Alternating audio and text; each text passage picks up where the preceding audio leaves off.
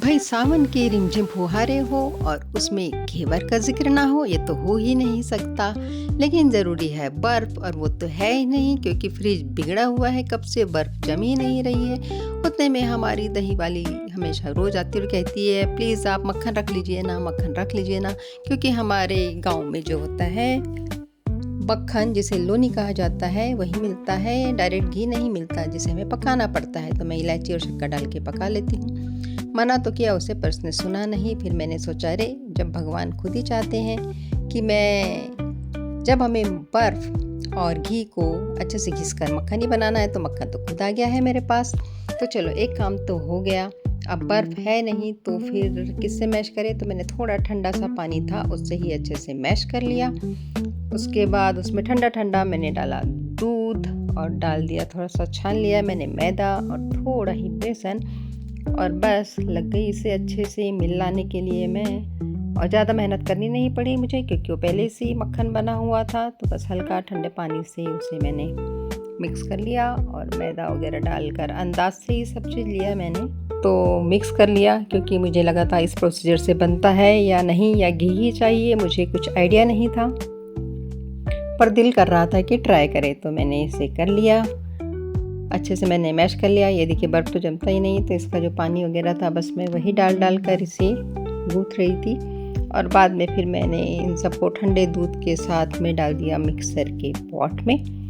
उसके बाद मैंने उसे इसमें कर लिया उसे ग्राइंड। तो अच्छा पतला सा पेस्ट मुझे रेडी मिल गया था।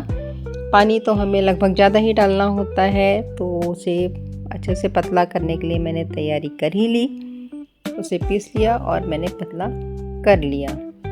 उसके बाद मैं थोड़ा सा दूध गर्म करके ड्राई फ्रूट सब मिला लेती हूँ, थोड़ा सा मिल्क पाउडर, ये सब चीज़ मिलाकर मैं तैयारी कर लेती हूँ रबड़ी की।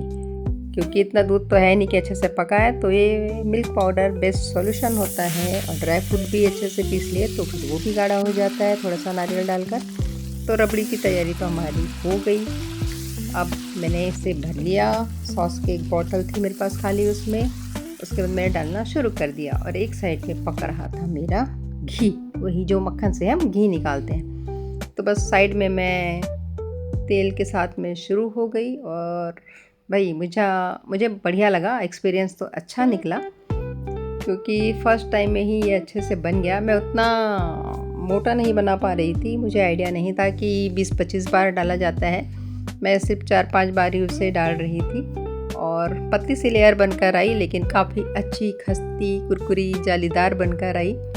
उसके बाद मैंने दिमाग लगाया कि अरे साइड में जब घी मेरा बन ही रहा है तो चलो उसमें भी बनाकर देखा जाए कि कैसा बनता है। तो एक साइड मैंने तेल में और एक साइड मैंने घी में बनाना शुरू कर दिया।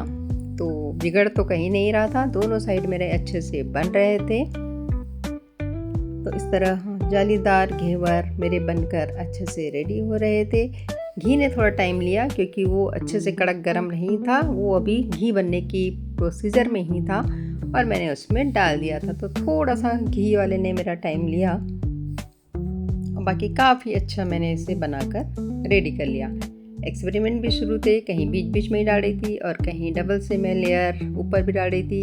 एक आध बार मैंने उसे पलट कर भी देखा कि क्या होता है, तो कभी मैंने पलट कर भी सेक लिया, बाकी तो मैंने एक साइड से ही सेके। आप भी फर्स्ट टाइम ही बना रहे हैं तो बिल्कुल मत डरिए क्योंकि बिगड़ता तो है नहीं, क्योंकि मैंने भी बिना चीनी, बिना घी और बिना बर्फ़ के बनाया। तो मेरे पास तो बटर अवेलेबल हो गया था इसलिए बन गया। और ठंडे पानी की जगह मैंने दूध का पैकेट मंगा लिया था, तो उस ठंडे दूध को यूज़ कर लिया था। रबड़ी नहीं थी तो रबड़ी की जगह मैंने थोड़े से दूध में मिल्क पाउडर और ड्राई फ्रूट नारियल पीस के उसे गाढ़ा कर लिया था। और टाइम पर ही फिर चाशनी बना ली थी, बिल्कुल थोड़ी सी। तो समझो 1 कप पानी लिया तो उसमें आधा कप अब चीनी या मिश्री पाउडर या जो भी डालना चाहते हैं वो डालकर गरम कर लीजिए, बस थोड़ा सा हल्का चिपचिपा होते तक। तो मैं तो घी और तेल साथ में ही एक्सपेरिमेंट किए जा रही थी और काफ़ी अच्छे बन गए थे। सिर्फ मोटी लेयर नहीं बनी थी क्योंकि मैंने ज़्यादा टाइम नहीं डाला था, 4, 5 या 6 बार ही मैं उसे डाल रही थी, तो उसके हिसाब से काफ़ी अच्छी बन गई थी, काफ़ी खस्ती कुरकुरी बन गई थी, जालीदार बन गई थी, कलर भी परफेक्ट आया था। तो मेरा ये एक्सपेरिमेंट तो काफ़ी अच्छा रहा। तो मैं तो आपको यही एडवाइस करूँगी, क्योंकि आप भी फर्स्ट टाइम ट्राई कर रहे हैं तो कर लीजिए आराम से, ये काफ़ी अच्छे बन जाते हैं। ना जलेंगे, ना टूटेंगे, ना बिगड़ेंगे। बस कॉन्फिडेंस रखिए और जुट जाइए मेरी तरह। देखिए मैंने तो बिना बर्फ़ के, बिना घी के ट्राई कर लिया था। तो देखिए काफ़ी अच्छा बन गया और मैंने बार-बार फिर इसे अलग-अलग तरह से सजा कर खाया, कभी श्रीखंड डालकर, कभी रबड़ी डालकर।